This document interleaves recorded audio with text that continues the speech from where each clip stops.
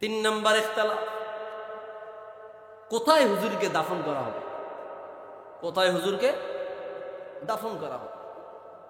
ভাইরা আমার, রওজার কত দাম! রওজা আনোয়ার থেকে কিছু মানুষ দূরে সরাইয়া রাখে। নাউজুবিল্লাহ করেন না। রওজা হচ্ছে মুমিনের ঈমানের মূল টাওয়া।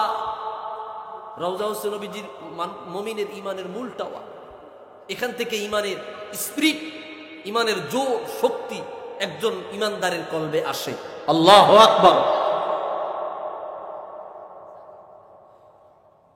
বৃষ্টি আসছে।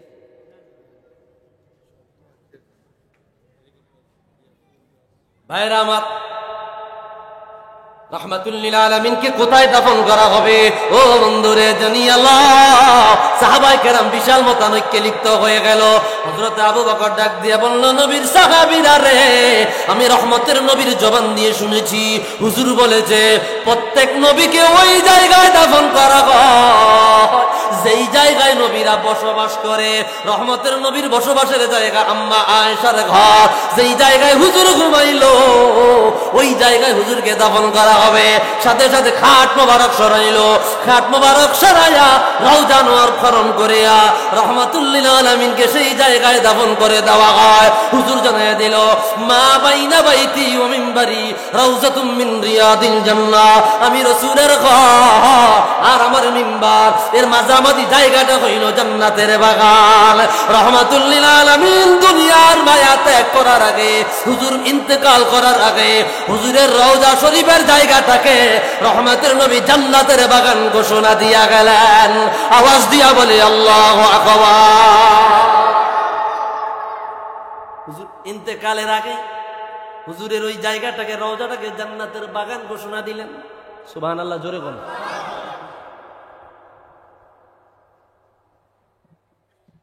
শুধু রওজা শরীফের জন্য আমরাই যে পাগল না, সাহাবায়ে কেরাম পাগল ছিল।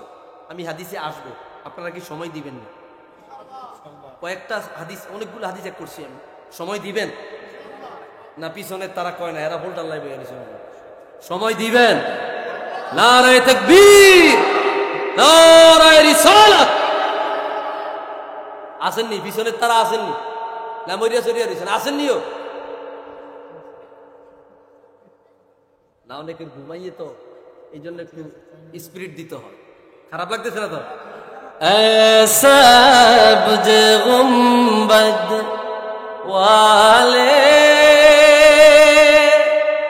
মঞ্জুর দুআ করনা জব ওয়াক্ত নজা আয়ে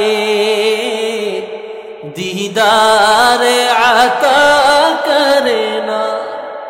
বলবো, ও সবুজ গম্বুজওয়ালা, ও সবুজ গম্বুজওয়ালা, আমার মিনতি মঞ্জুর করো, আমার দোয়া মঞ্জুর করো, আমার আশা পুরা করো। মৃত্যুর সময় একবার আমার সাথে দেখা দিও। এই নবীজির দিদার কে কে চাই? কে কে চাই? কে কে চাই? দিয়ে হাত তোলার লাগে দেখা। নারায়ে তাকবীর, নারায়ে রিসালাত। আজকে হাদিস পড়ছি স্পষ্ট, মান রাআনি ফিল মানাম ফাসায়ারানি ফিল ইয়াকাযা ফাইন্নাশ শাইতানা লা ইয়াতামাসসালু বি। ও দুনিয়ার উম্মত, আমি রহমতের নবীকে যে স্বপ্নে দেখলো সে অচিরেই আমি নবীকে জাগ্রত অবস্থায় দেখবে। সুবহানাল্লাহ। নবীর প্রেম না থাকলে মহব্বত আসবে না। সবজ গুম্বদ ওয়ালে মঞ্জুর দুআ করনা জব ওয়াক্ত নজা আয়ে দীদার আতা করনা। কত চমৎকার কথা, কত আযীম কথা একজন আশিকরাই কেবল অনুভব করে। मैं कब्र अंधेरी में घबराऊंगा जब तन्हाई इमदाद मेरी कर ले आ রাসূলুল্লাহ।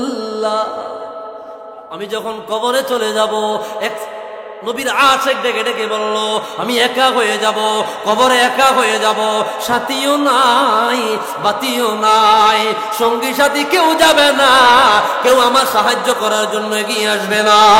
ও রহমাতুল লিল আলামিন, ও রহমতের নবী, আপনি আমার কবরে আসিয়া আমার একাকিত্ব দূর করিয়া। আবেগ দিয়া বলছে।